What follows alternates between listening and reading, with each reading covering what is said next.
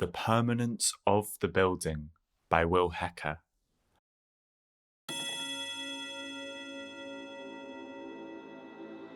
Cali Road, to sum up, I suppose, is, a happy place.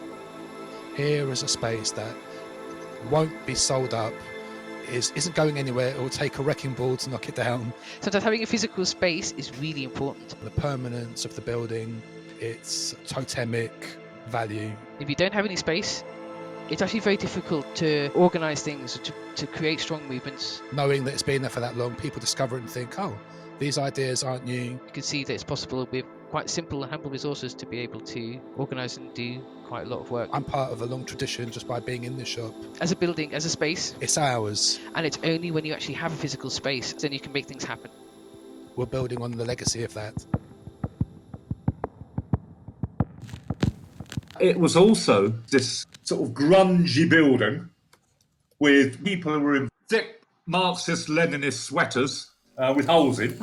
It always needed money. The carpets were always very worn and dusty. The Hoover was way too old and broke all the time. The sink leaked a little. The photocopier was broken half the time. I mean, the lights worked.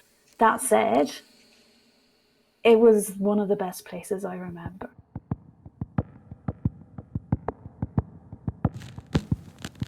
There's nowhere else in London you would go to get the kind of literature you can get in Housemans bookshop. There are other bookshops, but they tend to be slightly more establishments, slightly more upper class. Housemans has always been a kind of popular place where you could pop into.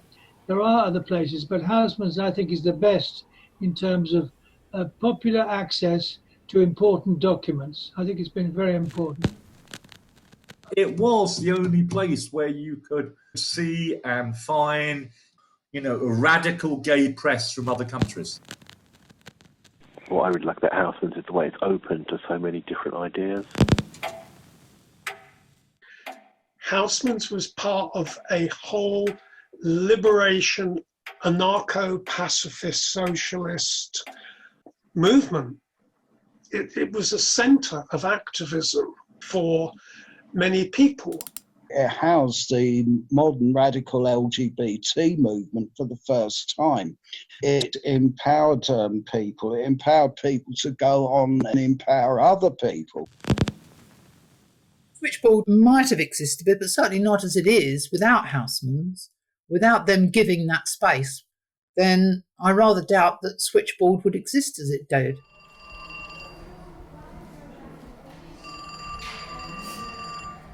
So that's huge. Switchboard has been going 45 years. It's still there. It's still working. It's still doing stuff. It's still saving young people's lives. Someone in Arbroath or someone in the wilds of the countryside phones up Switchboard because it's the first place they can come out. It's the first place they can talk about maybe the abuse they're facing. Switchboard is vital in those respects. And Housemans has supported so many other organisations that have made a difference to people's lives. Switchboard has saved lives. So if Housemans hadn't been there to help set Switchboard up, I'll give it a place, how many lives would we have lost?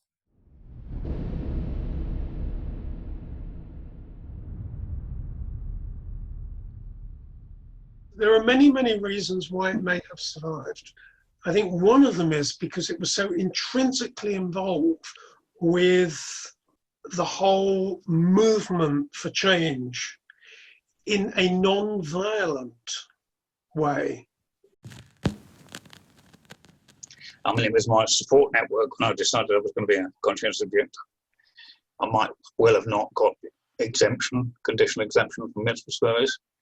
I very much wonder what would have happened to me. Those guys who refused to do any kind of service, unconditionalists, so they're called, the prospect was 6 months in the scrubs. And suddenly finding out that the world was full of these people who were potentially my sisters, and therefore my friends. And that was a great feeling.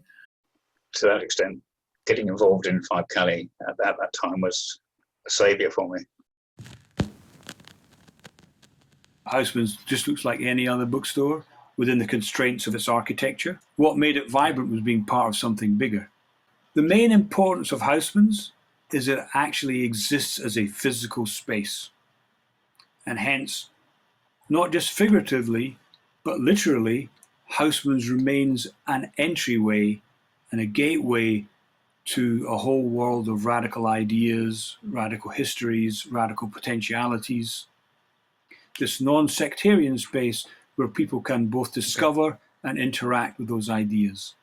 And that is increasingly rare in the world today, because once spaces go, they never come back. And it's become more important than ever now because, you know, independent bookshops with neoliberalism, independent bookshops are being threatened because you've got the rise of all the massive retail outlets for books, Waterstones, places like that. And then you've got monsters like Amazon.